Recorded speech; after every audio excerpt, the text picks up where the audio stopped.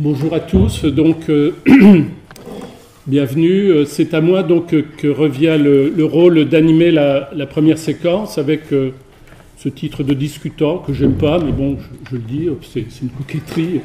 Jadis on disait président de séance, maintenant c'est président et directeur, c'est des termes qui sont bannis, donc on est discutant, modérateur, animateur, bon, d'accord. Je serai donc discutant, avec un rôle qui n'est pas totalement calibré. Donc, je veux juste faire quelques réflexions sur cette notion de cette première séquence, en disant qu'elle s'inscrit un peu déjà dans une durée assez courte, c'est-à-dire la construction qu'a évoquée Frédéric Richard et Sylvain de ces réflexions sur les fronts écologiques, puis sur le capital environnemental. Quand j'étais à Lyon il y a quelques années, j'ai eu des collègues de la région Rhône-Alpes qui sont venus au fameux workshop de 2009 qui a été un peu un événement non négligeable dans le microcosme géographique, de la mesure où c'était un peu une nouvelle manière de construire un colloque, de réfléchir, d'échanger, de structurer. Et tous les participants sont ressortis marqués de façon favorable. Donc 2009, 2015, il y a eu maturité entre-temps. Et pendant cette période, j'ai été pendant 4 ans ce qu'on appelle la déléguée scientifique à l'Agence d'évaluation de la recherche et de l'enseignement supérieur. Donc à ce titre-là, des premiers labos que j'avais évalués, c'était le labo Géolab. On l'avait évalué à Clermont-Ferrand, parce que Clermont, c'est plus important que Limoges. Provocation gratuite. Et parce que c'est là que se trouvait le cœur des travaux sur les paléo-environnements, sur des questions plutôt liées à la géographie physique, mais où déjà l'équipe Limougeot se singularisait par des questions liées à cette émergence des fronts écologiques et du capital environnemental. Et donc, dès la première évaluation, j'avais perçu qu'il y avait là quelque chose de novateur. Pendant 4 ans, j'ai eu l'occasion de voir toutes les unités mixtes de recherche de France, bon, sauf celle de ma région, celle de Rhône-Alpes. Et bon, il y avait des équipes de recherche, ça s'inscrit dans la continuité, ça trace son sillon, ça reprend les mêmes données. Tandis que là, c'était vraiment une des équipes où il y avait quelque chose qui bougeait, qui sortait un peu de l'ordinaire, et cette notion de capital environnemental en faisait partie. Alors, en 2011, c'était quasiment une coquille vide.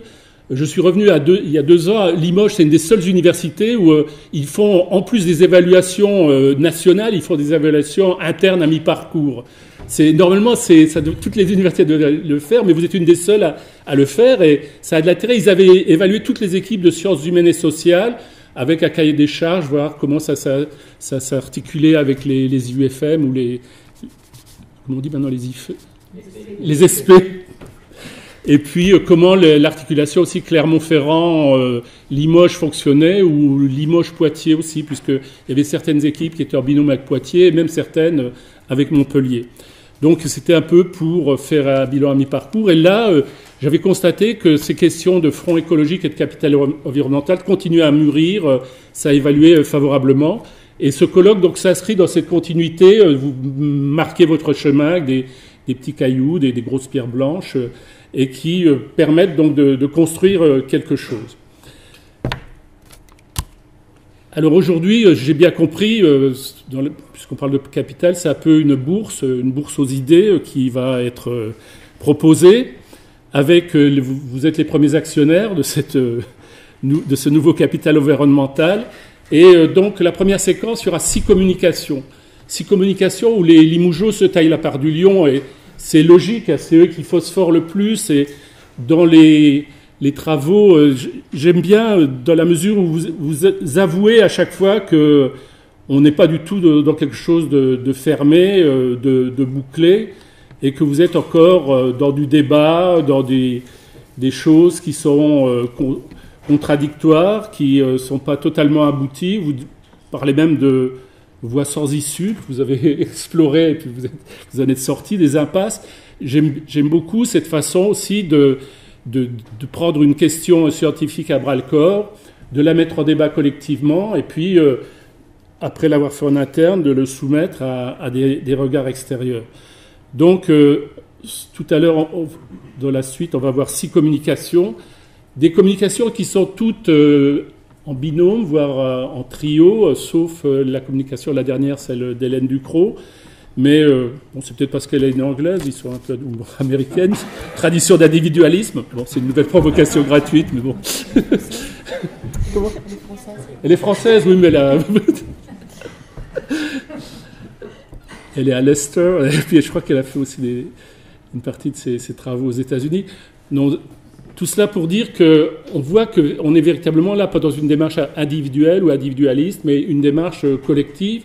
Et la première communication sera donc faite à 3 avec les patrons, Frédéric Richard et... Non, avec Frédéric Richard et Greta Tomasi, et avec une jeune doctorante, Gabrielle Saumon. Et j'aime bien aussi ce mélange des niveaux différents, des cultures différentes pour traiter d'une question. Il y aura ensuite Julien Dellier et Sylvain Guyot qui parleront toujours de cette fabrique du capital environnemental.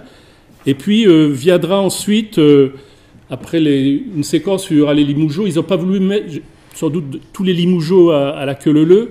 Donc ils ont intercalé un peu de Grenoblois. Il y aura Véronique Perrache-Gadot et Christophe Chauvin qui nous parleront de la ressource territoriale et puis comment une économiste et un forestier, un peu écologue, peuvent dialoguer autour d'un certain nombre de questions territoriales.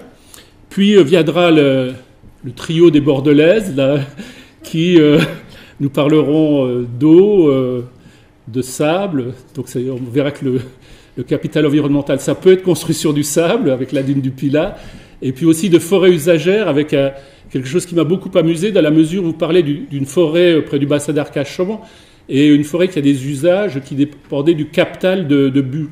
Alors le capital, oui, on va retrouver déjà cette notion de capital, de chef, à la fin du Moyen-Âge. Puis reviendront 2 jeunes chercheurs de Limoges, Jacques-Aristide Perrin et Jocelyn Guyot-Teffany, qui vont rebrasser un peu des choses qui auront déjà été abordées par Greta, Gabriel et Frédéric.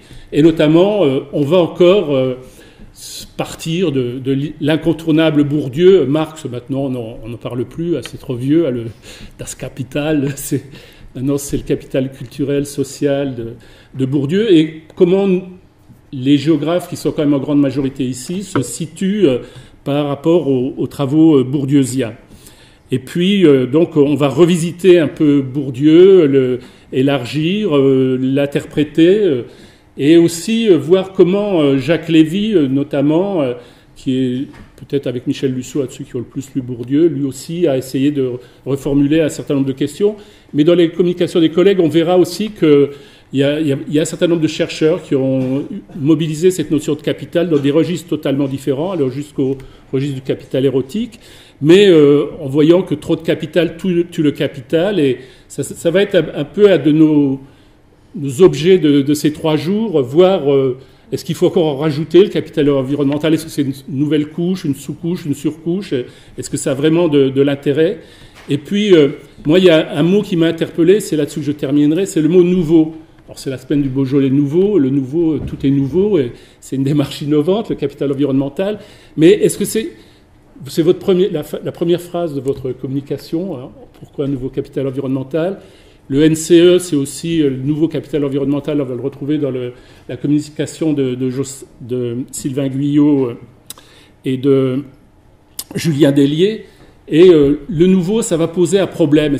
Moi, je me suis toujours interrogé... Le nouveau, c'est pas l'actuel. Est-ce que le nouveau est vraiment nouveau? Il y a des nouveaux à toutes les époques.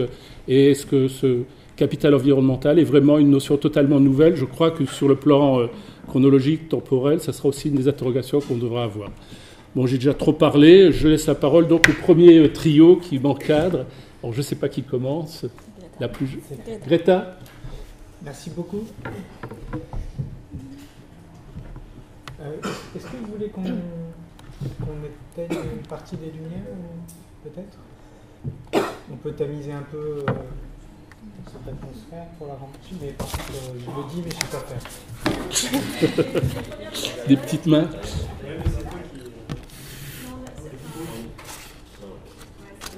C'est mieux, ça suffit? Ouais.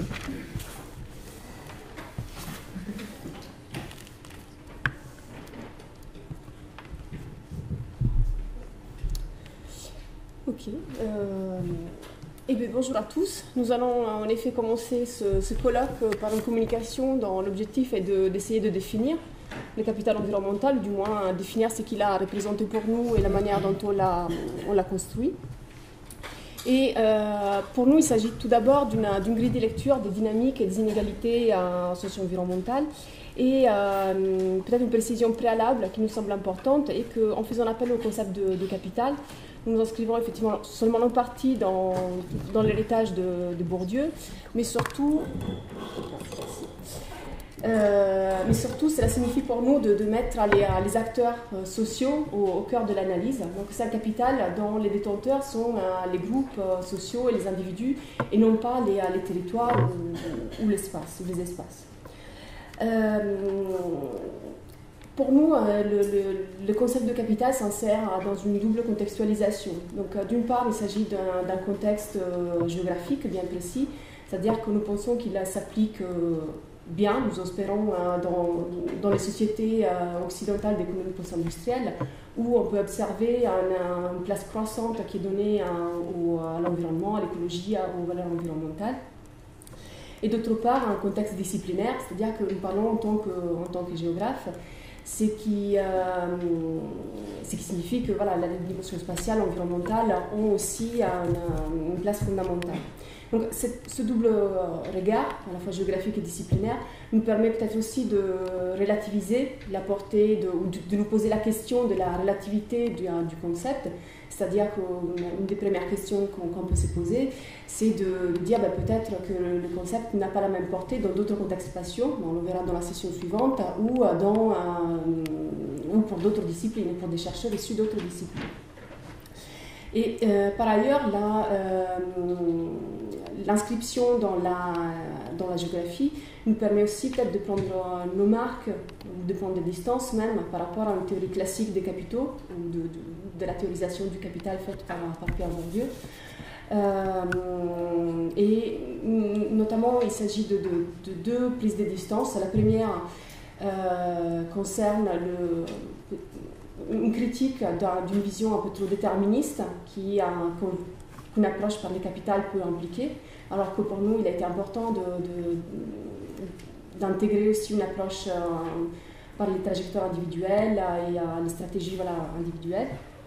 Et la deuxième prise de distance concerne l'entrée de la même géographique, c'est-à-dire que nous savons que dans la pensée de Bourdieu sur le capital, la place de l'espace est plutôt marginale, alors que pour nous elle est évidemment centrale, notamment une entrée par les échelles spatiales. Alors, notre présentation va suivre trois principaux moments. Dans un premier temps, nous allons revenir sur l'idée du capital, la manière dont nous l'avons appréhendé. En deuxième temps, nous verrons comment on peut définir le champ de l'environnement, et ensuite nous essaierons de montrer en quoi le capital environnemental permet d'analyser les inégalités socio-spatiales.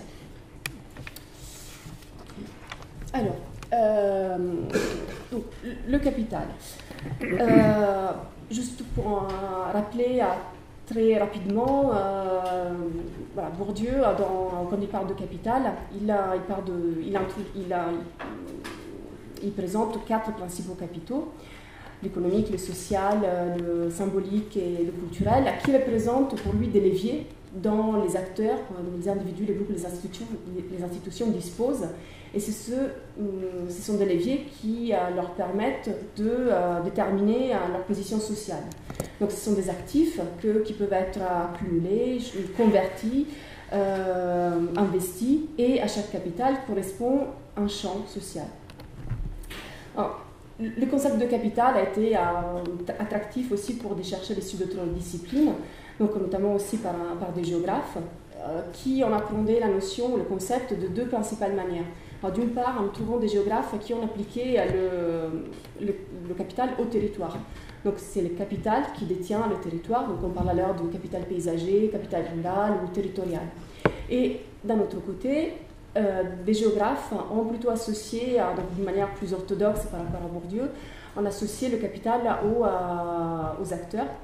Il a été cité tout à l'heure, Lévy qui a parlé de capital spatial, donc qui fait référence à la manière dont à la maîtrise inégale de l'espace, aux différentes compétences en termes de mobilité, ou encore Cailly qui a introduit l'idée d'un capital résidentiel qui fait référence qui permet d'expliquer les différentes stratégies et trajectoires résidentielles, donc liées plutôt au logement. Alors, ces approches géographiques du capital ont aussi fait objet de critiques. Des critiques à la fois par des géographes. Tout à l'heure, Paul Armand a évoqué que Lévy avait beaucoup lu Bourdieu, mais il n'a pas été les seuls. Il y a eu Ripoll et Deschamps aussi qui ont beaucoup lu le sociologue et ont défendu de manière très ferme le fait qu'on ne puisse pas parler d'un capital spatial, car l'espace ne peut pas être un capital en soi. Mais l'espace est plutôt à interpréter comme une dimension qui est présente dans tous les autres capitaux. Et une autre critique, peut-être plus générale, vient cette fois-ci des sociologues et de Neveu en particulier, selon lesquels il faut faire attention à cette inflation, à cette prolifération des capitaux, qui sont souvent mal définis, mal contextualisés, ce qui implique aussi un appauvrissement conceptuel. Alors, bien sûr, toutes ces critiques, toutes ces remarques ont été prises en compte, nous les avons prises en compte, elles nous ont fait aussi hésiter, elles ont nourri à notre réflexion et nous ont fait prendre aussi des précautions méthodologiques. Et dans deux en particulier, elles nous semblent importantes. La première est l'effet que pour nous, pour parler de capital, il fallait que ce capital puisse être convertible. La convertibilité est une des caractéristiques des capitaux. C'est-à-dire qu'il peut être échangé s'il y a un capital environnemental, il faut qu'il soit convertible avec un capital social, culturel ou économique, et vice-versa. Et d'autre part, deuxième condition qui est même à voir en amont de la convertibilité, est le fait que pour parler de capital, il faut qu'il y ait un champ social qui lui corresponde. Donc c'était un de nos premiers soucis, celui de définir les contours d'un champ de l'environnement. C'est ce à quoi je vais essayer de m'attacher maintenant. Donc en fait, nous, ce qu'on voudrait essayer de faire partager comme conviction, c'est celui ou celle d'une montée en puissance de l'environnement. Quand on parle de l'environnement, c'est à la fois en termes d'enjeux environnementaux potentiellement, mais aussi de pratiques, de références, de symboliques, de valeurs qui sont construites autour d'une notion assez vague qui est l'environnement. Et ça, c'est vrai aussi bien dans la médiasphère que dans l'espace public, dans les politiques publiques, dans l'économie, dans l'agenda des relations internationales. C'est vrai aussi sur le zinc du comptoir au café du commerce. Et puis c'est vrai dans nos quotidiens à tous. Alors pour illustrer, ou essayer d'illustrer cette montée en puissance de l'environnement, on propose de s'appuyer sur un quotidien. Et comme les camarades de la communication sont un peu trop pudiques, on a décidé de s'appuyer sur mon propre quotidien que je vais essayer de décrire. Alors, commencer par un bref retour sur un séjour dans un camping quelques mois avec mes enfants qui, tous les matins et tous les soirs en allant au sanitaire, prenaient beaucoup de plaisir à découvrir les injonctions à économiser l'eau. D'autant qu'au retour des vacances et donc retour au collège ou à l'école, une intervention pédagogique de l'agence de bassin les a confortés dans cette nouvelle conviction de préservation de la ressource. Et désormais, tous les matins, quand je suis sous la douche, je suis la victime d'un contrôle étroit du temps que je peux consacrer à mon hygiène personnelle, ce qui m'incite progressivement à me rabattre sur des produits de type déodorant. Et en l'occurrence, je mise, par respect égard à mes collègues, sur la nouvelle marque, le nouveau déodorant Mennen, dont les précédentes campagnes publicitaires ne me visaient pas spécifiquement, puisqu'elles mettaient en scène des cadres sup à la Défense, qui couraient partout toute la journée, alors que la nouvelle campagne de pub mobilise en revanche le champion du monde de VTT et le champion du monde de trail, et là, je me considère être vraiment cible de la nouvelle campagne publicitaire. Ma toilette terminée, je me jette dans mon automobile, et là, mon automobile, il a fallu quelques temps pour la choisir.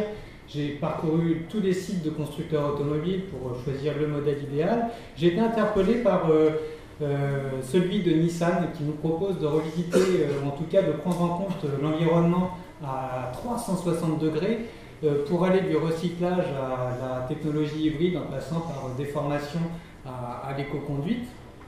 Et puis ici Total nous invite paradoxalement à faire des économies de consommation d'essence. Finalement j'ai décidé de l'entendre et j'ai opté pour une Zoé, une voiture 100% électrique dont je reparlerai dans quelques instants. Il y a quelques semaines, en sautant dans ma Zoé pour aller à la fac, sur le trajet de la fac, donc, j'ai eu le plaisir de constater que les services de la BDE avaient enfin daigné faucher les bords de route, ce qui m'a permis de redécouvrir, parce que le panneau était caché par l'herbe qui était devenue très haute, que ma commune donc était zéro pesticide. Et puis, en tant que géographe qui allait travailler ce jour-là un petit peu sur l'environnement, je me suis posé la question de la place de l'environnement dans les politiques publiques, et en particulier dans les politiques publiques territorialisées. Et naturellement, ma pensée est allée directement vers le petit croquis qu'on connaît tous, qui nous est servi à toutes les sauces, et en imaginant que désormais le développement durable, et donc l'environnement au travers du développement durable, avait percolé dans la quasi-totalité des politiques publiques, je me suis dit qu'effectivement l'environnement était omniprésent, y compris dans les politiques publiques. Néanmoins, je me suis quand même interrogé sur la prise de conscience de cette omniprésence de l'environnement par nos concitoyens. Et si on prend l'exemple ici des corridors écologiques ou bien des trams vertes et bleues, qui figurent pourtant noir et blanc ou pratiquement ou vert, clair, vert foncé dans la plupart de nos documents d'urbanisme, je ne suis pas sûr que les gens en aient conscience. Pourtant, ils y sont présents. De la même manière, quand un pêcheur ou un grand-père emmène son petit garçon pour se promener le long de ce petit ruisseau, je ne sais pas si chacun des deux a conscience que le faciès du ruisseau, le faciès de la ripisylve, découle très directement des mesures agro-environnementales dont bénéficie l'agriculteur riverain. Et puis, en tant que géographe, le déchet, tout ça, il y a ici l'hyper-local et puis les enjeux environnementaux globaux qui nous sont quotidiennement martelés, rappelés. Et là, du coup, on a mis le logo de la COP21. Alors, vous l'avez compris, mes semaines sont trépidantes, mais mes week-ends sont absolument fascinants. Et donc, ça commence par les courses pour la semaine suivante. Et quand on arrive au supermarché, dès lors qu'on porte attention à la place de l'environnement dans ce qu'on consomme, on s'aperçoit que c'est omniprésent. On est assailli de signaux, de marqueurs, d'indicateurs, de logos qui font appel soit à des valeurs environnementales sur lesquelles on va revenir, soit au contraire, quand on adhère à certains produits, inconsciemment ou consciemment, on accepte de ne pas adhérer à certaines valeurs environnementales. Ça, c'était le samedi. Le dimanche, je vais à la chasse. La première fois que j'ai dû aller à la chasse, avant, il m'a fallu me renseigner sur les modalités d'obtention du permis de chasser. Et donc, je suis allé parcourir sur le site de la Fédération nationale des chasseurs, excusez-moi. Et là, j'ai été estomaqué de constater que, en première page, ce qui était mis en scène par la Fédération nationale des chasseurs, c'était le partenariat de longue date qu'il avait noué avec le conservatoire du littoral pour protéger le littoral, pour atteindre l'objectif d'une chasse populaire, durable et intégrée. Alors, je n'ai pas trouvé les infos que j'étais venu chercher, du coup je me suis rabattu sur chasson.com, qui est un vrai site, je ne l'ai pas inventé, où là j'ai pu constater avec presque plaisir que manifestement on avait, et les chasseurs habitués et moi, l'habitude de consulter, de profiter des reportages des mêmes producteurs symboliques de l'environnement et des valeurs environnementales que sont ici Yann Arthus-Bertrand et Nicolas Hulot. Néanmoins, en regardant la photo un peu plus attentivement, même si j'ai cru déceler des connexions étroites avec le site de la Fédération la chasse, puisqu'il y a des poissons à fumer partout dans la voiture, je me suis dit qu'on n'avait peut-être pas tout à fait la même lecture des propos, ou la même compréhension des propos délivrés par les producteurs symboliques de l'environnement. Et puis, des conversations approfondies avec mes nouveaux amis m'ont conforté dans cette idée qu'on ne portait pas toujours les mêmes regards à l'environnement, même si on s'appuyait sur les mêmes références, les mêmes personnages. En l'occurrence, ils m'ont expliqué que la saison de chasse finie, un certain nombre d'entre eux s'amusaient à colronner les voitures, en particulier les Prius et désormais les Zoé, ce qui m'a fait regretter mon choix initial. Bref, on en arrive à définir, vous comprendrez qu'à partir de ce brassage très large de ce qu'est, ce que peut être, ce que pourrait être, ce que n'est peut-être pas l'environnement pour tout le monde, on arrive à une définition très généraliste, enfin très englobante en tout cas de l'environnement. C'est la définition qu'on a proposée dans l'appel à la communication, qui consiste à dire que l'environnement c'est une construction sociale et politique, une interaction entre une matérialité biophysique d'un côté et des représentations dont elle fait l'objet ou dont elle peut être la projection également. Alors, monter en puissance dès lors qu'on accepte cette idée de l'environnement dans les discours, les postures, du coup, on en arrive à l'idée ou à l'hypothèse d'une stabilisation d'un nouveau champ social, nouveau avec des guillemets. Alors, peut-être un détour par une notion basique, enfin basique, c'est rien n'est jamais très basique, en tout cas dans sa formulation, de Bourdieu, donc, qui définit ou qui propose comme définition un microcosme autonome à l'intérieur du macrocosme social. Et si on paraphrase un petit peu cette définition, on peut proposer comme définition du champ environnemental un micro-espace social au centre duquel se trouve l'environnement avec des guillemets pour signifier que ça peut avoir de très nombreuses significations justement, auxquelles je me suis référé tout à l'heure, et auxquelles se réfèrent les acteurs selon leurs intérêts propres et du coup se positionnent les uns par rapport aux vis-à-vis des autres. Alors, à l'image de Bourdieu, même si là du coup on s'en éloigne beaucoup, dès lors qu'on a un champ, on peut imaginer des sous-champs. Donc là, on a réfléchi, c'est une proposition, des suggestions, d'ailleurs tout est ouvert puisqu'on a laissé des petits points. Donc on a proposé de diviser le champ environnemental en différentes catégories, en différents sous-champs qui regroupent une multitude de valeurs. Sachant que ces sous-champs, là ça commence à devenir, sachant que ces sous-champs peuvent être potentiellement poreux et même le sont. Il y a des valeurs qui sont très proches les unes des autres d'un sous-champ à l'autre. Mais voilà, on ne va pas revenir en détail sur les études, mais par exemple la localisation, les caractéristiques de l'habitat, dans une approche qui soit très géographique, peut-être architecturale, anthropoculturelle, etc. On y a porté beaucoup d'attention, les notions de naturalité, paysage, je ne vais pas passer sur tout, composantes productives, etc., etc.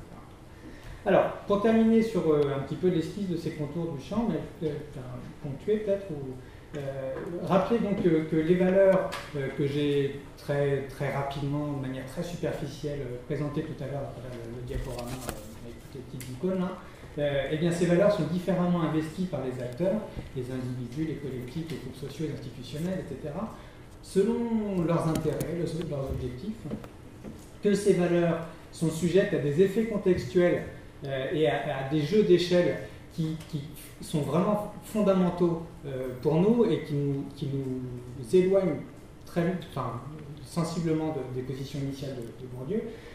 En gros, l'environnement ou le champ environnemental à Limoges, à Millevaches, en France, dans le Montana ou en Inde sont complètement différents et il faut accepter d'avoir différents champs environnementaux. Et puis dernière chose, le champ environnemental, les acteurs se positionnent au sein d'un champ, mais leur position au sein du champ environnemental dépend aussi de leur position dans les autres champs. Il y a donc des interactions entre le champ environnemental d'un côté, le champ culturel, économique et social, et c'est ce qui d'ailleurs génère les capitaux, et c'est ce dont maintenant va nous parler Gabriel. Donc Frédéric vient de le dire, les valeurs environnementales sont différemment investies par les acteurs. Et c'est ces différences d'investissement qui, selon nous, font les positionnements des acteurs au sein du champ de l'environnement. En fait, il existe une hiérarchie propre au champ environnemental, une sorte d'équilibre interne, qui est déterminée par la façon dont est réparti le capital environnemental entre les acteurs. Et c'est là notre hypothèse. Notre hypothèse, c'est que le capital environnemental, il est inégalement réparti entre les acteurs, et c'est cette inégale répartition qui explique le maintien ou la fabrique des inégalités socio-spatiales. Et nous allons expliquer ce processus. Le capital environnemental, il est inégalement réparti entre les acteurs pour deux raisons. La première, elle est liée au processus d'acquisition du capital environnemental. Pour disposer de capital environnemental, les acteurs investissent dans des biens, dans du savoir-faire ou dans du savoir-être qui est lié à l'environnement au nom de valeurs environnementales, ce dont nous a parlé Frédéric. Donc concrètement, pour investir dans le capital environnemental, les acteurs peuvent convertir les capitaux dont ils disposent déjà accumulés, donc le capital économique, social, culturel ou symbolique, en capital environnemental. Or, les acteurs, forcément, ils disposent à la base de plus ou moins de capitaux. Et donc ce processus conforte nécessairement les inégalités. Je vais vous donner un exemple, le couple Tompkins. Donc vous les connaissez, ce sont les cofondateurs des marques Sportswear, North Face, Patagonia et Esprit. Ils ont investi dans le capital environnemental en convertissant leurs capitaux économiques, puisqu'ils ont acheté 8000 km² de forêts patagoniennes pour les restaurer, les mettre en réserve. La deuxième raison de l'inégale répartition du capital environnemental est liée au rôle des producteurs symboliques.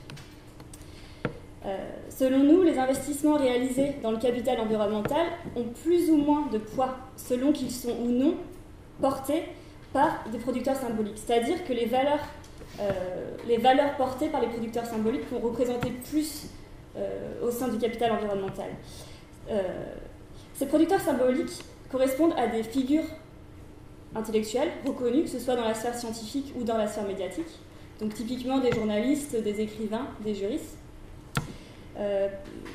Pour être plus concrète, Naomi Klein, qui en 2014 a publié un essai sur le changement climatique, peut être considéré comme un puissant producteur symbolique, puisque son essai est un véritable phénomène médiatique, et ce succès atteste de sa capacité à mobiliser l'opinion publique en proposant et en diffusant ses propres valeurs environnementales. Par là, en fait, les producteurs symboliques parviennent à imposer leur définition de l'environnement, bien sûr de manière non coercitive, et puis souvent de manière inconsciente. Et les valeurs qu'ils portent, dorénavant, sont des valeurs qu'on peut qualifier de valeurs dominantes, c'est-à-dire qu'elles vont être légitimées socialement, elles vont être reconnues. Et nécessairement, cela va donner plus de poids aux investissements réalisés au nom de ces valeurs. Donc voilà pour les deux raisons qui expliquent, selon nous, l'inégale répartition du capital environnemental au sein du champ. Maintenant, il faut en comprendre les conséquences. Il résulte de cette inégale répartition du capital environnemental un rapport de force entre les acteurs du champ. Et la manifestation la plus extrême de ce rapport de force serait, selon nous, le rapport de domination. Donc nous considérons que les acteurs qui disposent de plus de capital environnemental au sein du champ sont les acteurs dominants du champ de l'environnement. Mais est-ce que cela signifie pour autant que ces acteurs dominants du champ de l'environnement sont aussi les acteurs dominants des autres champs? Et ça nous amène à poser une question importante. Est-ce qu'il faut déjà être un acteur dominant des autres champs pour devenir un acteur dominant du champ environnemental?